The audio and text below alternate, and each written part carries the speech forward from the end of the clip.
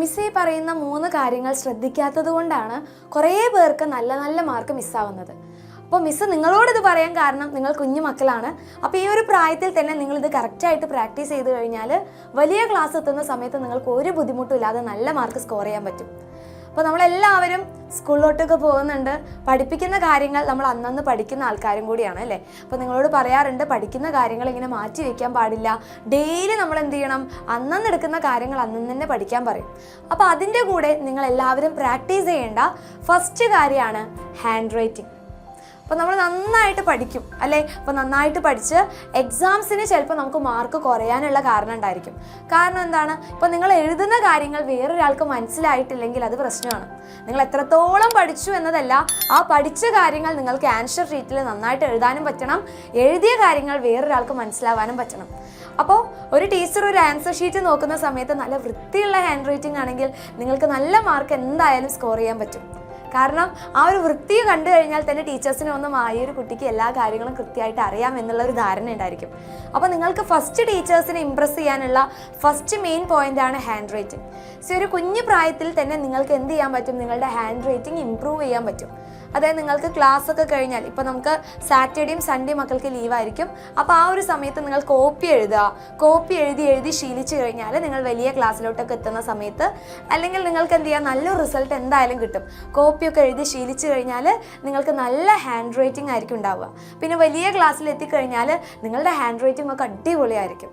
അപ്പോൾ ഫസ്റ്റ് ചെയ്യേണ്ട കാര്യമാണ് improve hand writing. Hand writing എന്തായാലും ഇമ്പ്രൂവ് ചെയ്യണം. കാരണം ഹാൻഡ് റൈറ്റിംഗ് നമ്മുടെ എക്സാമിൻ്റെ മാർക്ക് കിട്ടുന്നതിൽ ഒരു മെയിൻ കാര്യം തന്നെയാണ് ഹാൻഡ് റൈറ്റിംഗ് എന്ന് പറയുന്നത്. അപ്പോൾ ഒരു ടീച്ചർ നിങ്ങളുടെ ഒരു ആൻസർ ഷീറ്റ് നോക്കുന്ന സമയത്ത് വൃത്തിയില്ലാത്തതുപോലെ എഴുതി കഴിഞ്ഞാൽ നമ്മൾ അത് കണ്ടെത്തണം അല്ലേ. മോൻ എഴുതിയ പോയിന്റ് ശരിയാണോ അല്ലെങ്കിൽ മോൾ എഴുതിയിട്ടുള്ള പോയിന്റ് ശരിയാണോ എന്നുള്ളത് നമ്മളിങ്ങനെ ഇരുന്ന് കണ്ടെത്തണം. പകരം നിങ്ങൾ നല്ല വൃത്തിയുള്ള ഹാൻഡ് റൈറ്റിങ്ങിലൊക്കെ എഴുതി കഴിഞ്ഞാൽ നോക്കുന്ന ടീച്ചേഴ്സിന് എളുപ്പമുണ്ടായിരിക്കും. അതുകൂടാതെ തന്നെ നിങ്ങളുടെ ഉള്ളിലൊരു സാറ്റിസ്ഫാക്ഷൻ ഉണ്ടായിരിക്കും. അപ്പോൾ എഴുതുന്ന കാര്യങ്ങൾ വൃത്തിയായിട്ട് എഴുതാൻ വേണ്ടിയിട്ട് നിങ്ങൾ എന്ത് ചെയ്യണം, ഈ വരുന്ന ലീവൊക്കെ ഉണ്ടെങ്കിൽ ആ ഒരു സമയത്ത് ഒരു അരമണിക്കൂർ, ഓക്കെ, മാക്സിമം പോയ ഒരു അരമണിക്കൂർ അല്ലെങ്കിൽ ഒരു 20 മിനിറ്റ്സ് ഒക്കെ ഹാൻഡ് റൈറ്റിംഗ് ഇമ്പ്രൂവ് ചെയ്യാൻ വേണ്ടി നിങ്ങൾ സമയം കണ്ടെത്താം. ഇതാണ് നമ്മുടെ ഫസ്റ്റ് പോയിന്റ് എന്ന് പറയുന്നത്. ഇനി സെക്കൻഡ് പോയിന്റ് ആണ് വായിക്കുക, നന്നായിട്ട് വായിക്കുക. അപ്പോൾ നമുക്ക് എല്ലാവർക്കും ഇപ്പോൾ മിസ്സായിക്കൊണ്ടിരിക്കുന്ന ഏറ്റവും വലിയൊരു കാര്യമാണ് വായനാശീലം. അപ്പോൾ നമ്മളിപ്പോൾ റീഡ് ചെയ്യാന്ന് പറയുന്ന ആ ഒരു ഹാബിറ്റ് എന്ന് പറഞ്ഞാൽ കുറഞ്ഞു വരികയാണ് അല്ലേ. അപ്പോൾ നിങ്ങളുടെ ടെക്സ്റ്റ് ബുക്ക് നിങ്ങൾക്ക് ഓൾറെഡി ഉണ്ട്.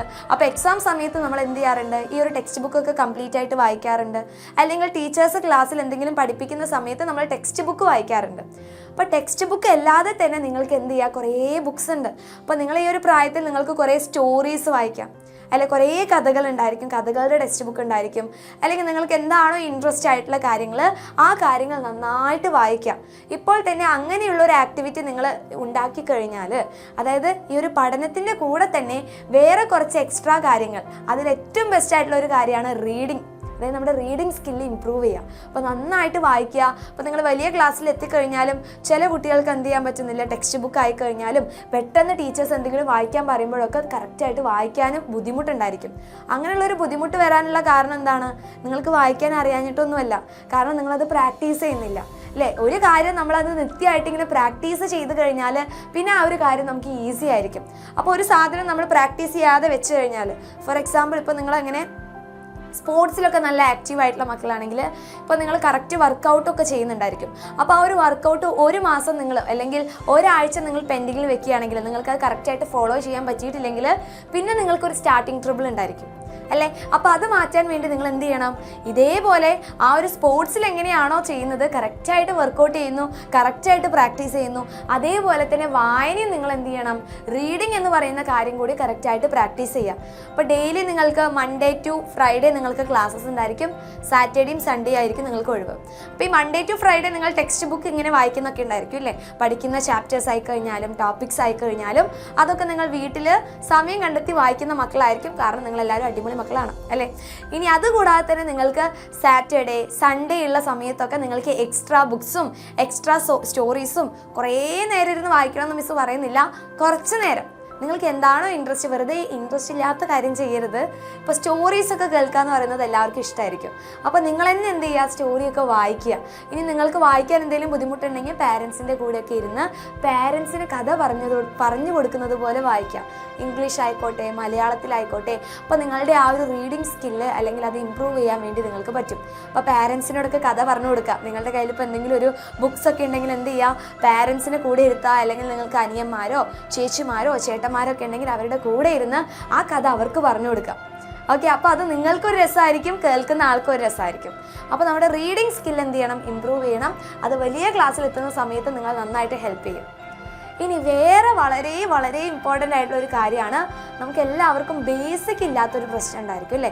അതായത് നമ്മളിങ്ങനെ ഓരോ ക്ലാസ്സിലോട്ട് ഇങ്ങനെ ഫ്രണ്ടിലോട്ട് പോകുന്ന സമയത്ത് നമുക്ക് ഓരോ ടോപ്പിക്സ് പെട്ടെന്ന് ഗ്രാസ്പ് ചെയ്യാൻ, പെട്ടെന്ന് ക്യാച്ച് ചെയ്യാൻ നല്ല ബുദ്ധിമുട്ടായിരിക്കും. കാരണം അതിന് ബേസിക് ഇല്ലാത്തതുകൊണ്ടാണ്.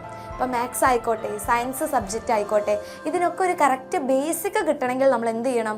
അതായത് ഇപ്പോൾ എൻ്റെ മക്കൾ 5ാം ക്ലാസ്സിലാണ് പഠിക്കുന്നതെന്ന് വിചാരിക്കുക, അല്ലെങ്കിൽ 4ാം ക്ലാസ്സിലാണ് പഠിക്കുന്നതെങ്കിൽ നിങ്ങൾ 3ാം ക്ലാസ്സിൽ എന്താണോ പഠിക്കുന്നത് അതിൻ്റെ കുറച്ച് കണ്ടിന്യൂഷനാണ് നിങ്ങൾക്ക് 4ാം ക്ലാസ്സിൽ പഠിക്കാനുള്ളത്.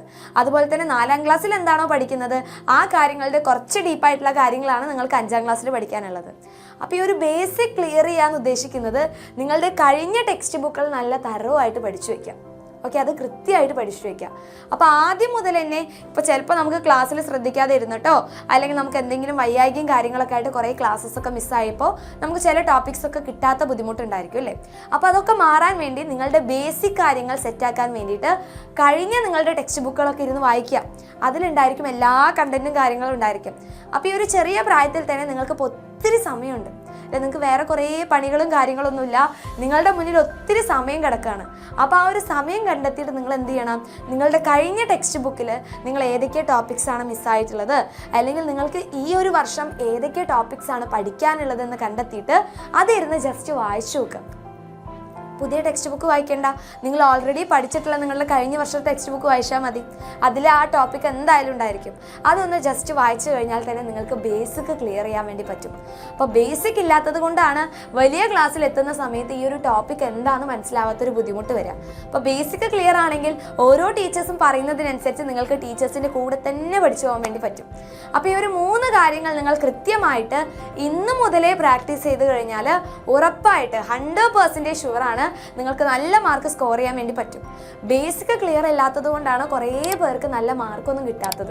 അപ്പോൾ ബേസിക്സ് ഒക്കെ ഇപ്പോൾ തന്നെ നമ്മളൊന്ന് ക്ലിയർ ചെയ്ത് വന്നു കഴിഞ്ഞാൽ തന്നെ നിങ്ങൾക്ക് അടിപൊളിയായിട്ട് പഠിക്കാൻ പറ്റും. അപ്പോൾ ഫസ്റ്റ് പോയിൻ്റാണ് ഹാൻഡ് റൈറ്റിംഗ് ഇമ്പ്രൂവ് ചെയ്യുക. പിന്നെ ഇത് കൂടാതെ തന്നെ എക്സ്ട്രാ ആക്ടിവിറ്റി പോലെ നിങ്ങൾ എന്ത് ചെയ്യുക, വായിക്കുക, നന്നായിട്ട് വായനാശീലം കൂട്ടുക. അതുകൂടാതെ തന്നെ ബേസിക് ക്ലിയർ ചെയ്യുക. അപ്പോൾ ഈ ബേസിക് ക്ലിയർ ചെയ്യുക എന്ന് പറയുന്നതാണ് ഇതിൽ ഏറ്റവും വലിയൊരു ഇമ്പോർട്ടൻറ്റ് ഫാക്ടർ. കാരണം വലിയ ക്ലാസ്സിലോട്ട് എത്തുന്ന സമയത്ത് ബേസിക് ഒന്നും ഇല്ലെങ്കിൽ നമുക്ക് ഒരു സാധനം മനസ്സിലാവില്ല.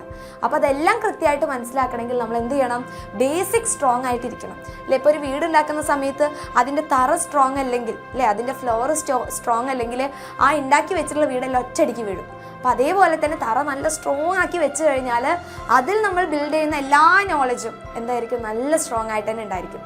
അപ്പോൾ ഇത്രയും കാര്യങ്ങൾ ഇന്ന് മുതൽ പ്രാക്ടീസ് ചെയ്യാൻ എൻ്റെ കുട്ടികളെല്ലാവരും റെഡി ആണെങ്കിൽ ഇപ്പോൾ തന്നെ ഈ ഒരു വീഡിയോന് താഴെ കമൻറ്റ് ചെയ്യുക, yes miss I am ready എന്ന് പറഞ്ഞ് എന്ത് ചെയ്യുക, കമൻറ്റ് ചെയ്യുക. അതുകൂടാതെ തന്നെ ഈ ഒരു വീഡിയോ നിങ്ങൾക്ക് യൂസ്ഫുൾ ആണെങ്കിൽ മാക്സിമം നിങ്ങളുടെ ഫ്രണ്ട്സിനൊക്കെ ഷെയർ ചെയ്യുക. Thank you so much.